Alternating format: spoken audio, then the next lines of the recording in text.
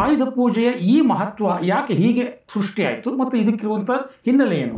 ಬಳಸುವ ವಸ್ತುವಿನ ಕುರಿತಾದ ಭಾವ ಏನಿರಬೇಕು ಅನ್ನೋದನ್ನು ಬಹಳ ಮುಖ್ಯವಾಗಿ ಹೇಳುತ್ತೆ. ಗೌರವವನ್ನು ವ್ಯಕ್ತಪಡಿಸುವ ಒಂದು ಶಾಸ್ತ್ರೀಯ ವಿಧಾನ ಅದು. ಗೌರವ ಸಲ್ಲಿಸುವ, ಪೂಜಿಸುವ ಒಂದು ಪರಿಪಾಠ ಅನ್ನೋದು ಬಂದಿದ್ದು ಅದರಲ್ಲಿ ದೇವರನ್ನ ಕಂಡು.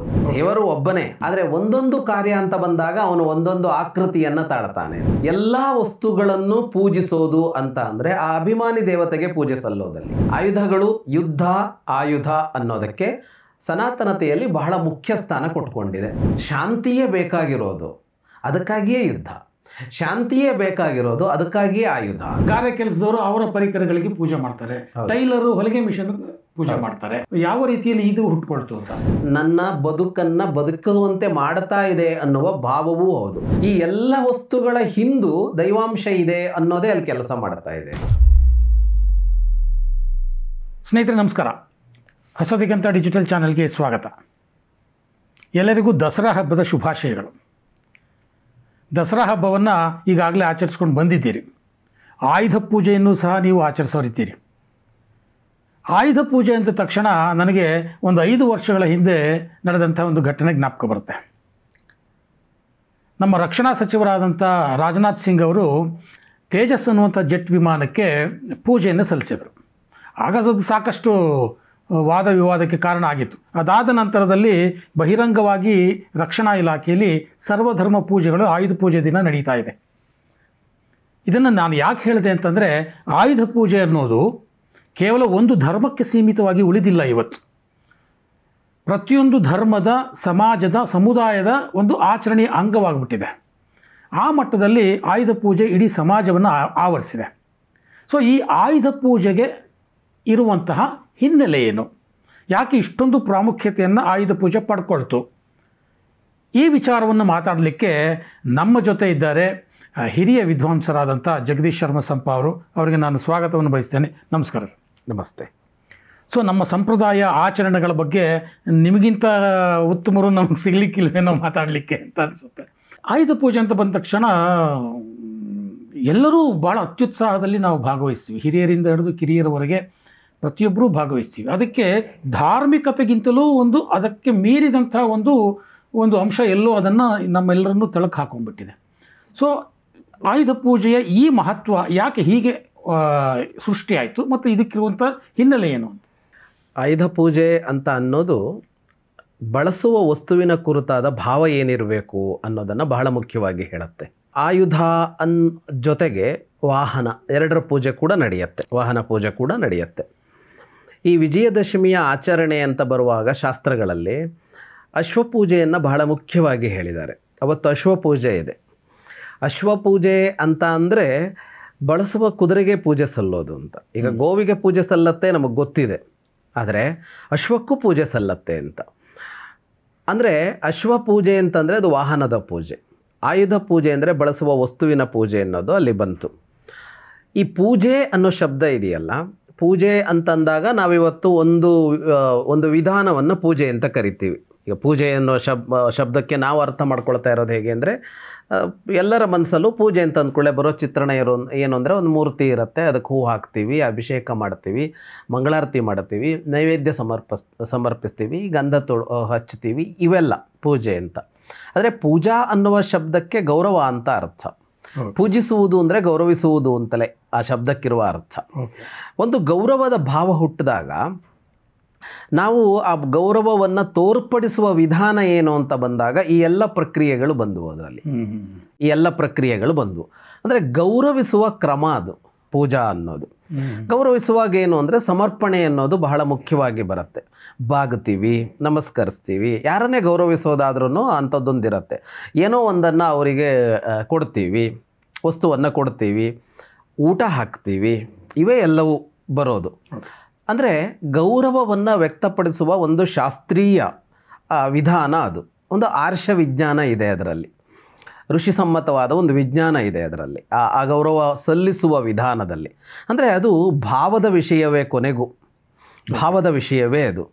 ಈ ಭಾವಿಸೋದು ಅನ್ನೋದು ಯಾಕೆ ಹುಟ್ಕೊಳ್ತು ಹೀಗೆ ಅಂತ ಅಂದರೆ, ಸನಾತನದ ಶೋಧನೆ ಏನು ಹೇಳುತ್ತೆ ಅಂತ ಅಂದರೆ, ಅಣುರೇಣು ತೃಣಕಾಷ್ಟಗಳಲ್ಲಿ ಭಗವಂತ ಇದ್ದಾನೆ ಅಂತ ಹೇಳುತ್ತೆ. ಈಗ ಭಗವಂತ ಯಾರು, ದೇವರು ಯಾರು, ಅವನೆಲ್ಲ ಮೇಲಿದ್ದಾನೆ ಅನ್ನೋದಾಗಲಿ, ಗುಡಿಯಲ್ಲಿದ್ದಾನೆ ಅವನು, ಅಲ್ಲಿರುವ ಮೂರ್ತಿಯಲ್ಲಿದ್ದಾನೆ ಅನ್ನೋದಾಗಲಿ, ನಾವು ಮನೆಯಲ್ಲಿ ಇಟ್ಟುಕೊಂಡ ಮೂರ್ತಿಯೋ ಅಥವಾ ಒಂದು ದೇವರ ಪಟವೋ ಅದರಲ್ಲಿ ಇದ್ದಾನೆ ಅನ್ನೋದರ ಜೊತೆಗೆ ನಾವು ಅವನನ್ನು ಅಣುರೇಣು ತೃಣಕಾಷ್ಟಗಳಲ್ಲಿ ಭಾವಿಸ್ತೀವಿ. ಈ ಅಣುರೇಣು ತೃಣಕಾಷ್ಟಗಳಲ್ಲಿ ಭಾವಿಸ್ತೀವಿ ಅಂದರೆ ಏನು ಅಂತ ಅಂದರೆ, ಎಲ್ಲದರಲ್ಲೂ ಅವನಿದ್ದಾನೆ ಅಂತ ಅರ್ಥ. ಈಗ ಅಣುವಿನಲ್ಲೂ ಅವನಿದ್ದಾನೆ, ರೇಣುವಿನಲ್ಲೂ, ರೇಣು ಅಂದರೆ ಧೂಳ ಕಣ, ಅದರಲ್ಲೂ ಅವನಿದ್ದಾನೆ, ಕಾಷ್ಟ ಅಂದರೆ ಮರ ಕಟ್ಟಿಗೆ, ಅವುಗಳಲ್ಲೂ ಇದ್ದಾನೆ ಅಂತ ಅಂದರೆ ಆ ಮಾತು ಏನು ಹೇಳ್ತಾ ಇದೆ ಅಂದರೆ ಎಲ್ಲ ಕಡೆಯಲ್ಲೂ ದೇವರಿದ್ದಾನೆ ಅಂತ ಹೇಳ್ತಾ ಇದೆ. ಈಗ ಎಲ್ಲದರಲ್ಲೂ ದೇವರಿದ್ದಾನೆ ಅಂತ ಅಂದಾಗ ಆ ವಸ್ತುಗಳ ಎಲ್ಲದರ ಕುರಿತು ನಮಗೆ ಗೌರವದ ಭಾವ ಬರಲೇಬೇಕು. ಹಾಗಾಗಿ ಅಲ್ಲಿ ಉಪಭೋಗ ಸಂಸ್ಕೃತಿ ಅನ್ನೋದಿಲ್ಲ, ಉಪಭೋಗ ಅಂತಿಲ್ಲ, ಹಾಗಂತ ಅದನ್ನು ಬಳಸೋದಿಲ್ಲ ಅಂತಲ್ಲ. ಅವುಗಳನ್ನು ನಾವು ನಮಗೆ ಬೇಕಾದ ಕಾರ್ಯಗಳನ್ನು ಸಾಧಿಸೋದಕ್ಕೆ ಪರಿಕರವಾಗಿ ಅನುಕೂಲ ಸಾಮಗ್ರಿಯಾಗಿ ಮಾಡ್ಕೊಳ್ಳೋದಿಲ್ಲ ಅಂತೇನೂ ಅಲ್ಲ. ಆದರೆ ಅದರಲ್ಲಿ ದೇವರನ್ನು ಕಾಣೋದು ಅಂದರೆ ಅದು ಸುಮ್ಮನೆ ಕಲ್ಪಿತವಾದದ್ದಲ್ಲ. ಈಗ ಎಲ್ಲವನ್ನೂ ಗೌರವಿಸುವಂಥ ಒಂದು ಮೌಲ್ಯವನ್ನು ಹೇಳೋದಕ್ಕಾಗಿ ಹೇಳುವಂಥ ಅಲ್ಲ, ಬದಲಿಗೆ ಅಲ್ಲಿ ಇದ್ದಾನೆ ಅಂತಲೇ, ದೇವರು ಇದ್ದಾನೆ ಅಂತಲೇ ಆ ಅಂಶವನ್ನು ಇಟ್ಟುಕೊಂಡೇ ಇವೆಲ್ಲವೂ ಬಂದವು. ನಮ್ಮ ಒಟ್ಟು 365 ದಿನಗಳನ್ನು ಅಥವಾ ನಮ್ಮ ಒಟ್ಟು ಬದುಕನ್ನು ನೋಡಿದಾಗ ನಮ್ಮಲ್ಲಿ ಪೂಜೆ ಸಲ್ಲದೆ ಇರೋದು ಯಾವುದೂ ಇಲ್ಲ ಅನ್ನೋ ತರಹ ಕಾಣಿಸುತ್ತೆ. ಎಲ್ಲದಕ್ಕೂ ಎಲ್ಲೋ ಒಂದು ಕಡೆ ಗೌರವ ಸಲ್ಲತ್ತೆ, ಈ ಗೌರವ ಸಲ್ಲತ್ತೆ ಅಂತ. ಹಾಗೆ ಗೌರವ ಸಲ್ಲಿಸುವ, ಪೂಜಿಸುವ ಒಂದು ಪರಿಪಾಠ ಅನ್ನೋದು ಬಂದಿದ್ದು ಅದರಲ್ಲಿ ದೇವರನ್ನು ಕಂಡು. ಈ ದೇವರನ್ನು ಕಂಡು ಅಂತಂದಾಗ ಇನ್ನೊಂದು ಅಂಶವೂ ಬರುತ್ತೆ ಅಲ್ಲಿ. ಒಂದು, ಭಗವಂತ ಸರ್ವವ್ಯಾಪಿ ಅನ್ನೋದು ಒಂದಾದರೆ, ನಮ್ಮಲ್ಲಿ ಒಂದು ದೈವಿಕ ವ್ಯವಸ್ಥೆ ಅಂತ ಒಂದನ್ನು ಸನಾತನ ಸಂಸ್ಕೃತಿ ಹೇಳುತ್ತೆ. ದೈವಿಕ ವ್ಯವಸ್ಥೆ ಅಂದರೆ ಏನು ಅಂತ ಕೇಳಿದರೆ, ಒಬ್ಬ ಭಗವಂತ ಇದ್ದಾನೆ, ಅವನಿಗೆ ಆಕಾರ ಇಲ್ಲ, ಅವನು ನಿರಾಕಾರ, ಅವನಿಗೆ ಒಂದು ರೂಪ ಇಲ್ಲ, ಅವನಿಗೆ ಬಣ್ಣ ಇಲ್ಲ, ಹಾಗಿದ್ದಾನೆ ಅವನು. ಆದರೆ ಸೃಷ್ಟಿ ಅಂತ ಅವನು ಆರಂಭ ಮಾಡಿದಾಗ, ಸೃಷ್ಟಿಸೋದಕ್ಕೆ ಆರಂಭ ಮಾಡಿದಾಗ, ಸೃಷ್ಟಿ ಅಂತಂದಾಗ ವಸ್ತುಗಳು ಬಂದವು, ವ್ಯಕ್ತಿಗಳು ಬಂದವು, ಜೀವಗಳು ಬಂದವು, ಅವಕ್ಕೆ ಬೇಕಾದ ಎಲ್ಲ ಪದಾರ್ಥಗಳು ಬಂದವಲ್ಲ, ಅವುಗಳನ್ನು ನಿಯಮನ ಮಾಡೋದಕ್ಕೆ, ಅಂದರೆ ಅವುಗಳು ಕಾರ್ಯವನ್ನು ನಡೆಸುವಂತೆ ಮಾಡೋದಕ್ಕೆ ಅವನೇ ಅದರಲ್ಲಿ ತುಂಬಿಕೊಂಡ ತನ್ನನ್ನು. ಅದರ ಹಿಂದಿನ ಶಕ್ತಿಯಾಗಿ, ಹಿಂದಿನ ಚೈತನ್ಯವಾಗಿ ತುಂಬಿಕೊಂಡಾಗ ಹೇಗೆ ಅಂದರೆ ಅದಕ್ಕೆ ಬೇರೆ ಬೇರೆಯಾದ ಒಂದು ಆಕಾರ, ಒಂದು ರೂಪದಲ್ಲಿ ಕಾಣಿಸ್ಕೊಂಡ ಅವನು. ಅದನ್ನು ಅಭಿಮಾನಿ ದೇವತೆಗಳು ಅಂತ ಕರೀತಾರೆ. ಅಂದರೆ ಆ ವಸ್ತುವಿಗೆ ಸಂಬಂಧಿಸಿದಂಥ ಒಬ್ಬ ದೇವತೆ ಅಂತ. ಅಂದರೆ ಒಂದು ಪೋರ್ಟ್ಫೋಲಿಯೋ ಇದ್ದ ಹಾಗೆ, ಅದನ್ನು ನೋಡಿಕೊಳ್ಳುವವ ಅವನು ಅಂತ ಒಂದು ಆಕಾರ ಇದೆ ಅದಕ್ಕೆ ಅಂತ. ನಮ್ಮಲ್ಲಿ 33 ಕೋಟಿ ದೇವತೆಗಳು ಅಂತ ಈಗ ಹಾಸ್ಯ ಮಾಡ್ತಾರಲ್ಲ, 33 ಕೋಟಿ ದೇವತೆಗಳು ಅಂತ ಬಂದಿದ್ದು ಹೀಗೇನೆ, ದೇವರು ಒಬ್ಬನೇ. ಆದರೆ ಒಂದೊಂದು ಕಾರ್ಯ ಅಂತ ಬಂದಾಗ ಅವನು ಒಂದೊಂದು ಆಕೃತಿಯನ್ನು ತಾಳ್ತಾನೆ ಅಂತ. ಹಾಗೆ ಪ್ರತಿ ವಸ್ತುವಿನ ಹಿನ್ನೆಲೆಯಲ್ಲಿ ಆ ವಸ್ತು ಒಂದು ಕಾರ್ಯವನ್ನು ಸಾಧಿಸಿಕೊಡುವಂತೆ ಆಗೋದಕ್ಕೆ ಒಂದು ಅಭಿಮಾನಿ ದೇವತೆಯಾಗಿ ಅವನು ಕಾಣಿಸಿಕೊಳ್ತಾನೆ. ಹಾಗಾಗಿ ಎಲ್ಲ ವಸ್ತುಗಳನ್ನು ಪೂಜಿಸೋದು ಅಂತ ಅಂದರೆ ಆ ಅಭಿಮಾನಿ ದೇವತೆಗೆ ಪೂಜೆ ಸಲ್ಲೋದಲ್ಲಿ, ಆ ಅಭಿಮಾನಿ ದೇವತೆ ಅದರ ಹಿಂದೆ ಯಾವುದು ಕೆಲಸ ಮಾಡುತ್ತೋ ಅದಕ್ಕೆ ಪೂಜೆ ಸಲ್ಲೋದು ಅಂತ ಬಂದಿರೋದು. ಅಂದರೆ ಒಂದು ವಸ್ತುವನ್ನು ಕೇವಲ ಭೋಗ ಸಾಮಗ್ರಿಯಾಗಿ ನೋಡದೆ ಅದನ್ನು ಗೌರವಿಸೋದು ಅನ್ನೋದು ಒಂದು ಕಡೆ. ಗೌರವಿಸೋದು ಯಾಕೆ ಅಂತ ಅಂದರೆ, ಜಗತ್ತು ನಿನ್ನ ಉಪಭೋಗಕ್ಕಾಗಿ ಇಲ್ಲ ಅನ್ನೋದನ್ನು ಹೇಳ್ತಾ ಇದೆ. ಅದು ನೀನು ಬಳಸಿ ಬಿಸಾಡೋದಕ್ಕಿಲ್ಲ ಅಂತ. ಯೂಸ್ ಆ್ಯಂಡ್ ಥ್ರೋ ಅಂತ ಒಂದು ಬಂತಲ್ಲ ಕಲ್ಚರ್ ನಮ್ಮಲ್ಲಿ, ನನಗೆ ಬೇಕಾದಾಗೆ ಬಳಸ್ಕೊಳ್ತೀನಿ. ಅದು ವ್ಯಕ್ತಿಯನ್ನೋ, ವಸ್ತುವನ್ನೋ, ವ್ಯವಸ್ಥೆಯನ್ನೋ ನನಗೆ ಬೇಕು, ನಾನು ಬಳಸ್ಕೊಳ್ತೀನಿ, ನನಗೀಗ ಬೇಡ ಅಂತ.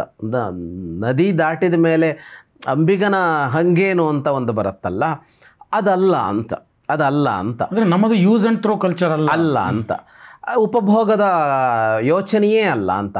ಹಾಗಂತ ಉಪಭೋಗವೇ ಇಲ್ವಾ ಅಂದರೆ ಹಾಗೂ ಅಲ್ಲ ಅಂತ. ಅಂದರೆ ವಿರಕ್ತಿಯ ಎಲ್ಲವನ್ನೂ ಬಿಡುವ ಅದೂ ಅಲ್ಲ. ಇಲ್ಲಿ ತ್ಯಾಗವೂ ಇದೆ ಮತ್ತು ಭೋಗವೂ ಇದೆ, ಎರಡೂ ಸೇರ್ಕೊಂಡಿದೆ ಇದರಲ್ಲಿ ಅಂತ. ಹಾಗೆ ಬಂದಾಗ ವಸ್ತುಗಳನ್ನು ಗೌರವಿಸಬೇಕು ಅನ್ನೋದು ಗೊತ್ತಾಗುತ್ತೆ. ಬಹಳ ವರ್ಷಗಳ ಹಿಂದೆ ನನ್ನ ಆತ್ಮೀಯರು ಯಾರೋ ಒಬ್ಬರು ನನಗೊಂದು ವಿಡಿಯೋ ತೋರಿಸಿದ್ರು. ಭಾಳ ಒಂದು 10-15 ವರ್ಷದ ಹಿಂದಿರ್ಬೋದು. ಭಾಳ ಚೆನ್ನಾಗಿದೆ, ಅದು ಸಿಕ್ಕಿದರೆ ಕಳಿಸ್ತೀನಿ ತಮಗೆ. ಅದು ಎಷ್ಟು ಚೆನ್ನಾಗಿದೆ ಅಂದರೆ, ಒಬ್ಬ ಒಂದು ಕುರ್ಚಿ ಮೇಲೆ ಕೂತ್ಕೊಳ್ಳೋಕೆ ಬರ್ತಾನೆ. ಏನು ಮಾಡಿದರೂ ಅವನಿಗೆ ಕುರ್ಚಿ ಮೇಲೆ ಕೂರೋಕ್ಕಾಗಲ್ಲ. ಒಂದು ಶಾರ್ಟ್ ಫಿಲ್ಮ್ ಥರ ಇದೆ, ಒಂದು 4-5 ನಿಮಿಷ ಇದೆ. ಏನು ಮಾಡಿದರೂ ಕುರ್ಚಿ ಅವನನ್ನು ತನ್ನೊಳಗೆ ಕೂರಿಸಿಕೊಳ್ಳಲ್ಲ. ಕೊನೆಗೆ ಅವನು ಕುರ್ಚಿಯನ್ನು ಹೋಗಿ ಮುಟ್ಟಿ ಪ್ರೀತಿ ತೋರಿಸ್ತಾನೆ. ಕುರ್ಚಿ ಕೂತ್ಕೊಳ್ಳುತ್ತೆ. ಅಷ್ಟ ತನಕ ಕುರ್ಚಿ ಕುಣಿಯತ್ತೆ. ಅವನು ಇಲ್ಲಿ ಬಂದ್ರೆ ಅಲ್ಲಿಗೆ ಹೋಗುತ್ತೆ, ಅಲ್ಲಿ ಬಂದರೆ ಇಲ್ಲಿಗೆ ಹೋಗುತ್ತೆ. ಯಾರೋ ಒಬ್ಬ ಅದ್ಭುತ ನಿರ್ದೇಶಕ ಅದನ್ನು ಮಾಡಿದ್ದಾನೆ. ಯಾವಾಗ ಇವನು ಕುರ್ಚಿಯನ್ನು ಪ್ರೀತಿಸಿದನೋ ಆಗ ಅದು ಅವನನ್ನು ಕೂರಿಸಿಕೊಳ್ಳುತ್ತು ಅಂತ ಇದಿದೆ ಅಂತ ದೊಡ್ಡ ಮೆಸೇಜ್ ಇದೆ ಇದರಲ್ಲಿ. ಇಲ್ಲಿ ಈ ವಸ್ತುಗಳನ್ನು ಹೀಗೆ ನೋಡಿದಾಗ ವಸ್ತುಗಳನ್ನು ಬಳಸುವ ವಿಧಾನವೂ ಬೇರೆ ಆಗತ್ತೆ, ವಸ್ತುವಿನ ಬಾಳಿಕೆಯೂ ಬೇರೆ ಆಗತ್ತೆ. ಎಷ್ಟು ಸುಲಭ ಆಗ್ಬಿಟ್ಟಿದೆ ಅಂತ ಅಂದರೆ, ವಸ್ತು ಬರುತ್ತೆ 3 ದಿನಕ್ಕೆ ಬೇಡ ಅಂದರೆ ಎಸಿತೀವಿ ಅನ್ನೋ ಥರ. ಅಂದರೆ ರದ್ದಿಯನ್ನು ಬಹಳ ಹೆಚ್ಚು ಮಾಡ್ಕೊಳ್ತಾ ಇದ್ವಿ ನಾವು ಈಗ ಅಂತ. ಪ್ರಾಚೀನರ ಕ್ರಮ ಆಗಿರಲಿಲ್ಲ. ಮನೆಗಳಲ್ಲಿ ಒಂದು ವಸ್ತುವನ್ನು ಇದು ಬಳಕೆಗೆ ಇನ್ಯಾವ ಕಾರಣಕ್ಕೂ ಬರಲ್ಲ ಅನ್ನೋ ತನಕ ಬಳಸ್ತಾ ಇದ್ರು. ಅಲ್ಲಿ ಶ್ರೀಮಂತಿಗೆ ಬಡತನ ಅನ್ನೋದು ಕೆಲಸ ಮಾಡ್ತಾ ಇರಲಿಲ್ಲ. ಅದು ಶ್ರೀಮಂತಿಕೆ ಇದ್ದರೂ ಕೂಡ ಆ ಥರ ಒಂದು ಸ್ವಲ್ಪ ಊನಾದ ಕೂಡಲೇ ಕಿತ್ತೆಸಿ ಅನ್ನೋ ಥರ ಇರಲಿಲ್ಲ. ಅಂದರೆ ವಸ್ತುವಿನ ಕುರಿತು ಅಷ್ಟು ತಾತ್ಸಾರ ಇರಲಿಲ್ಲ, ನಿರ್ಲಕ್ಷ್ಯ ಇರಲಿಲ್ಲ. ಯಾಕೆಂದರೆ ಈ ಸಂಸ್ಕೃತಿಯ ಈ ಆಶಯ ಮನಸ್ಸಿನಲ್ಲಿತ್ತು. ಈ ಹಿನ್ನೆಲೆಯಲ್ಲಿ ಬಂದಿದ್ದು ಪರಿಕರಗಳನ್ನು ಪೂಜಿಸೋದು ಅಂತ. ಅವುಗಳಲ್ಲೊಂದು ಆಯುಧಗಳು ಅಂತ. ಆಯುಧಗಳು ಅನ್ನೋದಕ್ಕೆ ನಮ್ಮಲ್ಲಿ ಬಹಳ ಮುಖ್ಯ ಸ್ಥಾನ ಇದೆ. ಆಯುಧಗಳು, ಯುದ್ಧ, ಆಯುಧ ಅನ್ನೋದಕ್ಕೆ ಸನಾತನತೆಯಲ್ಲಿ ಬಹಳ ಮುಖ್ಯ ಸ್ಥಾನ ಕೊಟ್ಕೊಂಡಿದೆ. ಇದು ಪ್ರಶ್ನಾರ್ಹ ಆಗತ್ತೆ.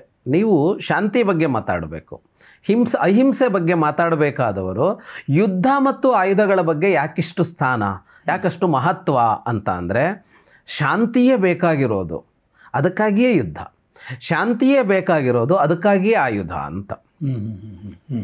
ಅದಕ್ಕಾಗಿಯೇ ಯುದ್ಧ ಅಂತ. ಮುಂದುವರೆದ ಕಾಲದಲ್ಲಿ ಮನುಷ್ಯ ಅದರ ಬಳಕೆಯನ್ನು ಯಾವುದ್ಯಾವುದಕ್ಕೋ ಬಳಸಿದ, ಸ್ವಾರ್ಥಕ್ಕೆ ಬಳಸಿದ, ತನ್ನ ರಾಜ್ಯದ ವಿಸ್ತರಣೆಗೆ ಬಳಸಿದ, ಏನಕ್ಕೂ ಬಳಸಿರಬಹುದು. ಆದರೆ ಅದು ಯಾಕೆ ಇರೋದು ಅಂತ ಅಂದರೆ, ಅದು ಇರೋದು ಶಾಂತಿ ಸ್ಥಾಪನೆಗೆ. ಒಂದು ಆಯುಧ ಅಂತ ಇಲ್ಲದೇ ಇದ್ದರೆ, ಒಂದು ಯುದ್ಧ ಮತ್ತು ದುಷ್ಟರಾದವರನ್ನು ಹತ್ತಿಕ್ಕುವ ಒಂದು ಕ್ರಮ ಅಂತ ಇಲ್ಲದೇ ಇದ್ದರೆ, ಇದು ಕಾಡಿನ ನ್ಯಾಯ ಆಗಿಬಿಡುತ್ತೆ. ಕಾಡಿನ ನ್ಯಾಯ ಅಂದರೆ ಬಲಸ್ಯ ಪೃಥ್ವಿ, ಯಾರಿಗೆ ಸಾಮರ್ಥ್ಯ ಇದೆಯೋ ಅವನು ಅಸಮರ್ಥನನ್ನು ತಿಂದು ತೆಗುತ್ತಾನೆ. ಇದು ಕಾಡಿನ ನ್ಯಾಯ. ನಾಡಿನ ನ್ಯಾಯ ಅನ್ನೋದು ಹಾಗಲ್ಲ. ಸಮಜ, ಸಮಾಜ ಅಂತ 2 ಶಬ್ದಗಳನ್ನು ಸಂಸ್ಕೃತದಲ್ಲಿ ಬಳಸ್ತಾರೆ. ಮನುಷ್ಯರ ಗುಂಪಿಗೆ ಸಮಾಜ ಅಂತ ಹೆಸರು, ಪ್ರಾಣಿಗಳ ಗುಂಪಿಗೆ ಸಮಜ ಅಂತ ಹೆಸರು ಅಂತ. ಈ ಸಮಜ ಆಗಿಬಿಡತ್ತೆ, ಅದು ಸಮಾಜ ಆಗೋದಿಲ್ಲ. ಸಮಾಜ ಆಗುವಾಗ ಏನಾಗಬೇಕು ಅಂದರೆ, ಇಲ್ಲಿ ಎಲ್ಲರಿಗೂ ಶಾಂತಿ ನೆಲೆಸಬೇಕು, ಎಲ್ಲರಿಗೂ ಸಂಪತ್ತು ಸಿಗಬೇಕು, ಅವರವರ ಸಾಮರ್ಥ್ಯದನ್ನು ಅವರವರು ಪಡೆದುಕೊಳ್ಳಬೇಕು ಅಂತಂದಾಗ ಅದಕ್ಕೆ ವಿರುದ್ಧವಾದ ಪ್ರಕ್ರಿಯೆಗಳು ಹುಟ್ಟುಕೊಂಡ್ರೆ ಇದು ಹುಟ್ಕೊಳ್ಳುತ್ತೆ ಅಂತ. ಏನಂದರೆ, ದಸ್ಯವಸ್ತದ್ವದಾರ್ಥಾಯ ಬ್ರಹ್ಮಕ್ಷತ್ರ ಮತ ಸೃಜತು ಅಂತ ಒಂದು ಮಾತು ಬರುತ್ತೆ. ಈ ಮೊದಲಿಗೆ ಈ ಸೃಷ್ಟಿಯಾಗುತ್ತಿದೆಯಲ್ಲ, ಕ್ಷಾತ್ರದ ಸೃಷ್ಟಿ ಅಂತ ಆಗಿದ್ದೇ ರಕ್ಷಣೆಗಾಗಿ ಅಂತ. ಕ್ಷಾತ್ರದಲ್ಲೇ ಬಂತು. ಆಯುಧಗಳಿರಲಿ, ಯುದ್ಧಗಳಿರಲಿ, ಇವೆಲ್ಲ ಕ್ಷಾತ್ರದಲ್ಲಿ ಬಂತು. ಕ್ಷಾತ್ರ ಅಂದರೆ ಕ್ಷತ್ರಿಯರು ಅಂತ ಹಾಗೆ ತೆಗೆದುಕೊಳ್ಳಬೇಕಾದದ್ದಲ್ಲ, ಅಂದರೆ ಕ್ಷತ್ರಿಯ ವಂಶ ಅಂತಲ್ಲ. ಆಯುಧಗಳು, ಯುದ್ಧ ಪರಿಕರಗಳು, ಯುದ್ಧ ಇವೆಲ್ಲವೂ ಅದರ ವ್ಯಾಪ್ತಿಗೆ ಒಳಪಡೋದು. 2 ಜನಾಂಗಗಳನ್ನು ಸೃಷ್ಟಿ ಮಾಡದ ಅಂತ ಒಂದು ಕತೆ ಬರುತ್ತೆ, ಯಕ್ಷ ರಕ್ಷ ಅಂತ.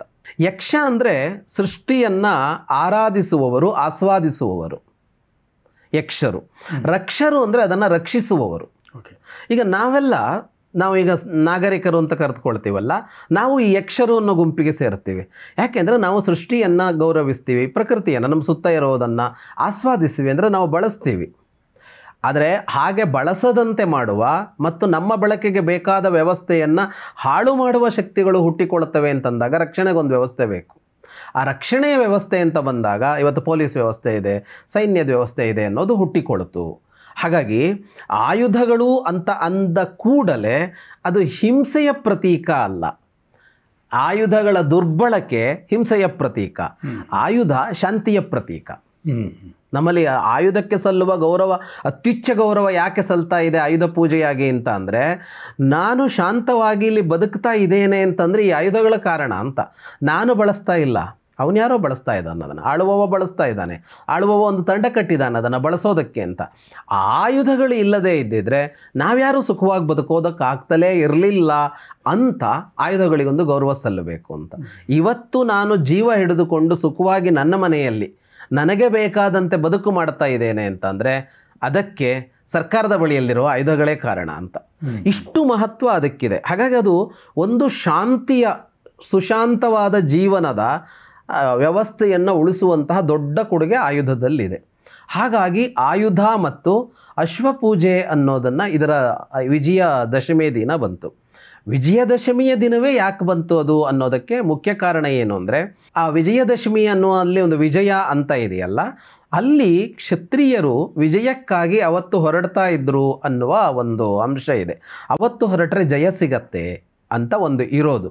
ಹಾಗಾಗಿ ಅವತ್ತು ಹೊರಡುವ ಮೊದಲು ಅದಕ್ಕೊಂದು ಪೂಜೆ ಅನ್ನೋ ತರಹದಲ್ಲೂ ಹುಟ್ಟುಕೊಳ್ತು. ಮತ್ತು ಆ ದಿನ ಇದೆಯಲ್ಲ, ಅದು ಇಂತಹ ವಿಜಯಕ್ಕೆ ಬೇಕಾದ, ಇಲ್ಲಿ ವಿಜಯ ಅಂತ ಅಂದರೆ ಯಾರೋ ಒಬ್ಬ ಹೋಗಿ ಯಾರನ್ನೋ ಸೋಲಿಸೋದು ಅಂತ ಅಲ್ಲ. ಒಂದು ಸಮಾಜದ ಸೋಲು, ಒಂದು ಸಮಾಜದ ಗೆಲುವು ಅಂತ ನಾವು ತಗೊಳ್ಳೋದಾದರೆ, ಒಬ್ಬ ರಾಜನ ಸೋಲು, ಒಬ್ಬ ರಾಜನ ಗೆಲುವು ಅಂತಲ್ಲ. ಒಂದು ಸಮಾಜದ ಸೋಲು ಅಂದರೆ ಯಾವುದು ಅಂತ ಅಂದರೆ, ಅವ್ಯವಸ್ಥಿತ ಸಮಾಜವೇ ಸಮಾಜದ ಸೋಲು. ಒಂದು ಸಮಾಜದ ಗೆಲುವು ಯಾವುದು ಅಂದರೆ, ವ್ಯವಸ್ಥಿತವಾದ, ಸುಸಂಪನ್ನವಾದ, ಸುಸಂಸ್ಕಾರದಿಂದಿರುವ ಸಮೃದ್ಧವಾದ ಸಮಾಜ ಇದೆ ಅಂದರೆ ಅದು ಸಮಾಜದ ಗೆಲುವು. ಅಂಥ ಸಮಾಜದ ಗೆಲುವನ್ನು ತಂದುಕೊಡುವ ಒಂದು ವಿಶಿಷ್ಟವಾದ ಅಂಶ ಈ ಕಾಲದಲ್ಲಿದೆ. ಯಾವ ಕಾಲ ಅಂದರೆ, ವಿಜಯದಶಮಿ ಅಂತ ಒಂದು ದಿನದಲ್ಲಿ ಆಚರಿಸ್ತೀವಲ್ಲ, ಆ ದಿನದ ಕಾಲಿಕ ಪರಿಣಾಮ ಅನ್ನೋದು ಅಂಥ ವಿಜಯವನ್ನು ಕೊಡುವಂಥದ್ದು ಅನ್ನುವ ಕಾರಣಕ್ಕೆ ಆ ವಿಜಯಕ್ಕೆ ಪೂರಕವಾದ ಎಲ್ಲವನ್ನು ಪೂಜಿಸುವಂಥದ್ದು ಅನ್ನೋದು ವಿಜಯದಶಮಿ ದಿನ ಬಂದಿದೆ. ಹಾಗಾಗಿ ಆಯುಧಗಳಿಗೂ ಅವತ್ತು ವಿಶೇಷವಾದ ಪೂಜೆ ಸಲ್ಲತ್ತೆ. ಪ್ರಾಚೀನ ಪರಂಪರೆಯಲ್ಲಿ ಅಶ್ವಗಳಿಗೂ ವಿಶೇಷ ಪೂಜೆ ಸಲ್ಲುತ್ತಾ ಇತ್ತು. ಈಗ ಅಶ್ವಗಳ ಬಳಕೆಯನ್ನು ನಾವು ಮಾಡ್ತಾ ಇಲ್ಲ, ನಿಂತಿದೆ. ಸೈನ್ಯ ವ್ಯವಸ್ಥೆಗಳಲ್ಲಿ ಅಂಥದ್ದೊಂದು ಇರಲಾರದು ಈಗ. ಆದರೆ ಪ್ರಾಚೀನರು ಅದನ್ನು ಮಾಡ್ತಾಯಿದ್ರು, ವಿಶೇಷವಾಗಿ ಮಾಡ್ತಾಯಿದ್ರು. ಅಂದರೆ ಪ್ರಾಚೀನದಲ್ಲಿ ಹೀಗೆ ಶುರುವಾಯಿತು. ಆದರೆ ಈಗಿನ ಕಾಲದಲ್ಲಿ ನಾವು ನೋಡಿದಾಗ, ಈಗ ನಮ್ಮಲ್ಲೇ ಕ್ಯಾಮ್ರಾಮನ್ನು ಕ್ಯಾಮ್ರಾಗೆ ಪೂಜೆ ಮಾಡ್ತಾರೆ, ಇನ್ನೊಬ್ರು ಅಲ್ಲಿ ಕಂಪ್ಯೂಟರ್ ಪೂಜೆ ಮಾಡ್ತಾರೆ, ಗಾರೆ ಕೆಲಸದವರು ಅವರ ಪರಿಕರಗಳಿಗೆ ಪೂಜೆ ಮಾಡ್ತಾರೆ, ಟೈಲರು ಹೊಲಿಗೆ ಮಿಷನ್ ಪೂಜೆ ಮಾಡ್ತಾರೆ. ಸೊ ಇದು ಯಾವ ರೀತಿಯಲ್ಲಿ ಇದು ಹುಟ್ಟುಕೊಳ್ತು ಅಂತ. ಅದೇ ಇಲ್ಲೇನು ಅಂತ ಅಂದರೆ, ಈ ಪರಿಕರ ಅಂತ ನಾನೊಂದು ಮಾತಾಡೋದಲ್ಲ, ನಮಗೆ ಯಾವುದೆಲ್ಲ ಬಳಕೆ ಆಗುತ್ತೋ ಇದೆಲ್ಲವೂ ನನಗೆ ಬದುಕು ಕೊಟ್ಟಿದೆ ಅನ್ನುವ ಭಾವ ಅಲ್ಲಿ ಕೆಲಸ ಮಾಡ್ತಾ ಇರೋದು ಒಂದು. ಅಂದರೆ ಇಲ್ಲಿ ಭಾವವೂ ಇದೆ. ಇಲ್ಲಿ ಇದು ಹೊಟ್ಟೆಪಾಡು ನನಗೆ ಅಂತ, ನನಗೆ ಯಾವುದು ಅಂದರೆ ನಾನು ಬದುಕ್ತಾ ಇರೋದು ಇದನ್ನು ಆಧರಿಸಿ ಅನ್ನುವ ಒಂದು ಭಾವ. ಅದರ ಜೊತೆಗೆ ಅಷ್ಟಕ್ಕೆ ನಿಂತ್ಕೊಂಡಿಲ್ಲ, ಕೇವಲ ಭಾವನೆಯ ವಿಷಯ ಅಲ್ಲ ಅದು. ಭಾವದ ಜೊತೆಗೆ ಈ ಎಲ್ಲ ವಸ್ತುಗಳ ಹಿಂದೂ ದೈವಾಂಶ ಇದೆ ಅನ್ನೋದೇ ಅಲ್ಲಿ ಕೆಲಸ ಮಾಡ್ತಾ ಇದೆ ಅಂತ. ಈಗ ಅದು ಗ್ರಹಿಸ್ತಾ ಇದೆ ಅಂತ ಅಂದರೆ, ಒಂದು ಕ್ಯಾಮರಾ ಗ್ರಹಿಸುತ್ತೆ ಅಂತಂದರೆ ಅದೊಂದು ಕಣ್ಣು. ಅಂದರೆ ನಮ್ಮ ಕಣ್ಣಿದೆಯಲ್ಲ, ಈ ಕಣ್ಣಿಗೆ ಒಂದು ಶಕ್ತಿ ಇದೆ. ಕಣ್ಣು ನೋಡುತ್ತೆ ಅಂತ ಒಂದಿದೆ, ಕ್ಯಾಮರಾವೂ ನೋಡುತ್ತೆ. ಕಣ್ಣು ಗ್ರಹಿಸಿದ ಚಿತ್ರವನ್ನು ಒಳಗಡೆ ಇಟ್ಕೊಳ್ಳುತ್ತೆ. ಈಗ ನಾವು ಏನನ್ನು ನೋಡ್ತೀವೋ ಸನ್ನಿವೇಶ, ಅದು ಕಣ್ಣು ಕ್ಯಾಮರವೇ. ಅದು ಅದರ ಚಿತ್ರವನ್ನೋ ದೃಶ್ಯವನ್ನೋ ತೆಗೆದು ಮನಸ್ಸಿನಲ್ಲಿ ಕೂರಿಸುತ್ತೆ. ನಮಗೆ ಚಿತ್ರ ಬರುತ್ತಲ್ವ, ಸಮುದ್ರ ಅಂತಂದು ಕೂಡಲೇ ಸಮುದ್ರದ ಚಿತ್ರ ಬಂತು ನಮ್ಮ ತಲೆಯಲ್ಲಿ. ಪರ್ವತ ಅಂತಂದರೆ ಪರ್ವತದ ಚಿತ್ರ ಬಂತು. ಎಲ್ಲಿಂದ ಬಂತು ಅಂತ ಕೇಳಿದರೆ, ಕಣ್ಣು ಫೋಟೋ ತೆಗೆದು ಒಳಗಡೆ ಇಟ್ಟಿದೆ ಅಂತಲೇ ಅರ್ಥ ಅದು ಅಂತ. ಈ ಕಣ್ಣಿನ ಕೆಲಸವನ್ನು ಒಂದು ಕ್ಯಾಮರಾ ಮಾಡ್ತಾ ಇದೆ. ಈ ಕಣ್ಣು ಅನ್ನೋದು ಏನಿದೆ, ಈ ಕಣ್ಣಿಗೆ ಒಂದು ದೇವತೆ ಇದೆ ಅಂತಲೇ ನಮ್ಮಲ್ಲಿ ಬರೋದು. ನಮ್ಮಲ್ಲಿ ಈಗ ಕಣ್ಣಿನ ಸಮಸ್ಯೆ ಬಂತು ಅಂತಂದಾಗ, ಯಾವುದೋ ಕಣ್ಣಿನ ರೋಗ ಬಂತು, ಏನೋ ಆಯಿತು ಅಂತಂದಾಗ 2 ವಿಧಾನದಲ್ಲಿ ಅದರ ಪರಿಹಾರ ಹೇಳ್ತಾರೆ. ಎರಡನ್ನೂ ಬಳಸಬೇಕು ಅಂತ. ಒಂದು ದೈವಿಕವಾದದ್ದು, ಇನ್ನೊಂದು ಚಿಕಿತ್ಸೆ ಅಂತ. ಎರಡೂ ಇದೆ. ಓಕೆ. ಈಗ ಬರ್ತಾ ಎಲ್ಲೋ ಏನಾಗಿದೆ ಅಂದರೆ, ಚಿಕಿತ್ಸೆಯೇ ಬೇಡ, ಏನೋ ಒಂದು ಹೋಮ ಮಾಡಿದರೆ ಕಣ್ಣು ಸರಿಯಾಗತ್ತೆ ಅನ್ನೋ ಥರ ಹೋಗಿಬಿಟ್ಟಿದೆ. ಅಥವಾ ಯಾರಾದರೂ ಜ್ಯೋತಿಷಿ ಹೋಮನೂ ಮಾಡು ಚಿಕಿತ್ಸೆನೂ ಮಾಡೋದು, ಮತ್ತು ಚಿಕಿತ್ಸೆ ಮಾಡೋದಾದ್ರೂ ಹೋಮ ಯಾಕೆ ಅಂತ ಕೇಳೋ ಥರ ಬಂದಿದೆ. ಆದರೆ ವಾಸ್ತವ ಏನು ಅಂತ ಅಂದರೆ, ಇದಕ್ಕೊಂದು ಭೌತಿಕ ಆಕಾರ ಇದೆಯಲ್ಲ, ಅದಕ್ಕೆ ಚಿಕಿತ್ಸೆ ಬೇಕು. ಆದರೆ ಅದರ ಹಿಂದಿನ ಒಂದು ಶಕ್ತಿ ಇದೆಯಲ್ಲ, ದೇವತಾತ್ಮಕವಾದದ್ದು, ಅದಕ್ಕೊಂದು ಗೌರವವೂ ಸಲ್ಲಬೇಕು ಅಂತ. ಹಾಗೆ ಈ ಕಣ್ಣಿಗೆ ಯಾವ ಒಂದು ದೇವತಾ ಶಕ್ತಿ ಇದ್ರ ಹಿಂದೆ ನಿಂತು ಕೆಲಸ ಮಾಡ್ತಾ ಇದೆಯೋ, ಕಣ್ಣಿನ ಕೆಲಸವನ್ನು ಮಾಡುವ ಉಪಕರಣದ ಹಿನ್ನೆಲೆಯಲ್ಲೂ ಅದು ಇದ್ದೇ ಇರುತ್ತೆ ಅಂತ. ಅದು ಮನುಷ್ಯ ಸೃಷ್ಟಿಯೇ, ಅದೇನು ದೈವ ಸೃಷ್ಟಿ ಅಲ್ಲ. ಆದರೆ ಮನುಷ್ಯ ಸೃಷ್ಟಿ ಆಗಿರೋದ್ರಲ್ಲೂ ಕೂಡ ಅದರ ಹಿಂದೆ ಭಗವತ್ ಶಕ್ತಿ ಕೆಲಸ ಮಾಡ್ತಾನೆ ಇರುತ್ತೆ ಅಂತ. ಭಗವತ್ ಶಕ್ತಿ ಕೆಲಸ ಮಾಡ್ತಾನೆ ಇರುತ್ತೆ. ವಿಜ್ಞಾನ ಒಪ್ಪಿಲ್ವಲ್ಲ ಅಂತ ಒಂದು ಪ್ರಶ್ನೆ ಬರ್ಬೋದು. ವಿಜ್ಞಾನ ಒಪ್ಪತ್ತೆ ಮುಂದೆ ಅಂತಲೇ ಉತ್ತರ ಅದಕ್ಕೆ. ಯಾಕೆ ಅಂದರೆ, ವಿಜ್ಞಾನ ತನ್ನ ಸಂಶೋಧನೆಗಳನ್ನೇ ನಿಲ್ಲಿಸಿಲ್ಲ, ಮಾಡಿ ಮುಗಿಸಿಲ್ಲ. ಅದು ನಿರಂತರ ಹುಡುಕಾಟದಲ್ಲಿದೆ. ಹಾಗಾಗಿ ಯಾವತ್ತೂ ಒಂದು ದಿನ ಈ ಸತ್ಯ ಅದರ ಕಣ್ಣಿಗೆ ಗೋಚರಿಸಬಹುದು. ಇವತ್ತು ಗೋಚರಿಸಿಲ್ಲ. ಅಂದರೆ ಒಂದು ಕ್ಯಾಮರಾ ಕೆಲಸ ಮಾಡುವಲ್ಲಿ ಅದು ಹೇಗೆ ಕೆಲಸ ಮಾಡುತ್ತೆ ಅಂತ ಒಂದು ಸೈಂಟಿಫಿಕ್ ಆದ ಒಂದು ರೀಸನಿಂಗ್ ಇದೆಯಲ್ಲ, ವಿಧಾನ ಹೇಳ್ತೀವಲ್ಲ, ಅದಕ್ಕೆ ಎಲ್ಲಿಂತಂದರೆ ಈ ದೇವರನ್ನು ಅಲ್ಲೆಲ್ಲೂ ದೇವರು ಕೆಲಸ ಮಾಡ್ತಾ ಇಲ್ವಲ್ಲ ಅಂದರೆ, ಅದ್ರ ಹಿಂದೂ ಒಂದಿದೆ, ಗೊತ್ತಾಗಬೇಕಷ್ಟೇ ಅಂತ. ಹಾಗಾಗಿ ಇಲ್ಲಿ ಏನಾಗ್ತಾ ಇದೆ ಅಂದರೆ, ಈ ತರಹ ಮನುಷ್ಯ ಏನನ್ನ ಹೊಸದಾಗಿ ಸೃಷ್ಟಿ ಮಾಡಿಕೊಂಡ್ರು, ಕಂಪ್ಯೂಟ್ರು ಹೊಸ ಸೃಷ್ಟಿಯವನದ್ದು, ಅಥವಾ ಇವತ್ತು ನೀವು ಯುದ್ಧ ಇದ್ರ ಬಗ್ಗೆ ಹೇಳಿದ್ರಿ, ನೀವು ತೇಜಸ್ಸನ್ನು ಪೂಜೆ ಮಾಡಿದ್ರು ಅಂತೆಲ್ಲ, ಇವೆಲ್ಲ ಮನುಷ್ಯ ಶೋಧಿಸಿಕೊಂಡು ಮುಂದುವರಿತಾ ಇದ್ದದ್ದಾದರೂ ಕೂಡ ಈ ಶೋಧಿಸುವ ಅವನ ಸಾಮರ್ಥ್ಯ, ಸೃಷ್ಟಿಸುವ ಅವನ ಸಾಮರ್ಥ್ಯ ಅನ್ನೋದಿದೆಯಲ್ಲ, ಈ ಹುಡುಕಾಟ ಮತ್ತು ಹುಟ್ಟಿಸುವುದು ಅನ್ನುವ ಎರಡೂ ಸಾಮರ್ಥ್ಯಗಳಿದೆಯಲ್ಲ, ಅದರ ಹಿಂದೆ ಒಂದು ದೈವ ಕೆಲಸ ಮಾಡ್ತಾ ಇದೆ ಅಂತ. ಹಾಗಾಗಿ ಇಲ್ಲೆಲ್ಲ ಕಡೆ ಅವರವರ ವೃತ್ತಿಗೆ ಸಂಬಂಧಿಸಿದ ಯಾವ ವಸ್ತುವೇ ಇದ್ದರೂ ಈ ಎರಡೂ ಕಾರಣಕ್ಕಾಗಿ ಇದು ದೈವ ಅಂತಲೂ ಹೌದು, ಇದು ನನ್ನ ಬದುಕನ್ನು ಬದುಕುವಂತೆ ಮಾಡ್ತಾ ಇದೆ ಅನ್ನುವ ಭಾವವೂ ಹೌದು. ಎರಡೂ ಸೇರಿ ನಮನಗಳು ಸಲ್ಲುತ್ತವೆ ಅಂತ. ಈ ಕೃಷಿಕರು ಉಪಕರಣಗಳಿಗೆ ಪೂಜೆ ಮಾಡ್ತಾರೆ, ಇದೇ ಹೊತ್ತಿನಲ್ಲೂ ಬರುತ್ತೆ. ಕೆಲವು ಭಾಗಗಳಲ್ಲಿ ದೀಪಾವಳಿಯಲ್ಲೂ ಮಾಡ್ತಾರೆ ಅದನ್ನು. ಅಂದರೆ ಅದು ಗುದ್ದಲಿ ಇರ್ಬೋದು, ಹಾರೆ ಇರ್ಬೋದು, ಇನ್ನೊಂದು ಅದನ್ನೆಲ್ಲ ಇಟ್ಟು, ಇದು ಏನು ಬುಟ್ಟಿ ಎಲ್ಲವನ್ನು ಇಟ್ಟು ಪೂಜೆ ಮಾಡ್ತಾರೆ. ನಮ್ಮಲ್ಲಿ ಯಾವುದೇ ವಸ್ತುವನ್ನು ಹೀಗೆ ಗೌರವಿಸದೆ ಬಳಸೋದು ಅನ್ನೋದು ಇಲ್ಲವೇ ಇಲ್ಲ. ಅದಕ್ಕಾಗಿ ಹೇಳೋದು ಏನು ಅಂದರೆ, ಇಲ್ಲಿ ಯಾವ ವಸ್ತುವೂ ಕೂಡ ನಾನು ಬಳಸಿ ಬಿಸಾಡೋದಕ್ಕಾಗಲಿ ಅಥವಾ ನಾನು ಬಳಸ್ತಾ ಇದ್ದೀನಿ ಹಾಗಾಗಿ ಅದು ನನಗಿಂತ ಕಿರಿದು ಅಂತ ಆಗಲಿ ಇಲ್ಲವೇ ಇಲ್ಲ. ಎಲ್ಲವೂ ದೊಡ್ಡದು ಅನ್ನುವ ಭಾವ ಮತ್ತು ಇದೆಲ್ಲವೂ ಸೇರಿ ನನ್ನ ಬದುಕು ರೂಪುಗೊಂಡಿದೆ ಎನ್ನುವ ಭಾವ ಕೆಲಸ ಮಾಡಿಯೇ ಮಾಡುತ್ತೆ. ಹೌದು, ಯಾಕಂದರೆ ನಮಗೆ ಚಿಕ್ಕ ವಯಸ್ಸಲ್ಲಿ ಹೇಳೋರು, ಒಂದು ಹೊಸ ಶರ್ಟ್ ಹೊಲಿಸ್ಕೊಂಡು ಬಂದಾಗ್ಲೂ ಅದಕ್ಕೊಂದು ಹಿಂದ್ಗಡೆ ಒಂದೊಂದು ಕುಂಕುಮ ಇಟ್ಬಿಟ್ಟು ಹಾಕೋ ಅಂತ ಹೇಳುವಂಥ ಒಂದು ವ್ಯವಸ್ಥೆ ಆಗಲೂ ಇತ್ತು. ಒಟ್ಟಾರೆಯಾಗಿ ಆಯುಧ ಪೂಜೆಯ ಮಹತ್ವ ಸಮಾಜದಲ್ಲಿ ಹೇಗೆ ಒಗ್ಗೂಡಿಕೊಂಡು ಬಿಟ್ಟಿದೆ ಅನ್ನೋದನ್ನು ನೀವು ವಿವರವಾಗಿ ಹೇಳಿದ್ರಿ. ಸೊ ಆಯುಧ ಪೂಜೆ ಮತ್ತು ವಿಜಯದಶಮಿ ಇವೆರಡರ ಐತಿಹಾಸಿಕ ಮತ್ತು ಪೌರಾಣಿಕ ಹಿನ್ನೆಲೆಯ ಜೊತೆಗೆ ಅದರ ಮೂಲ ಉದ್ದೇಶಗಳನ್ನು ಸಹ ನೀವು ನಮ್ಮ ವೀಕ್ಷಕರಿಗೆ ಹೇಳಿದ್ದೀರಿ. ಇದಕ್ಕಾಗಿ ನಿಮಗೆ ವೀಕ್ಷಕರ ಪರವಾಗಿ ಧನ್ಯವಾದಗಳನ್ನು ಅರ್ಪಿಸ್ತೀನಿ. ನಮಸ್ತೆ.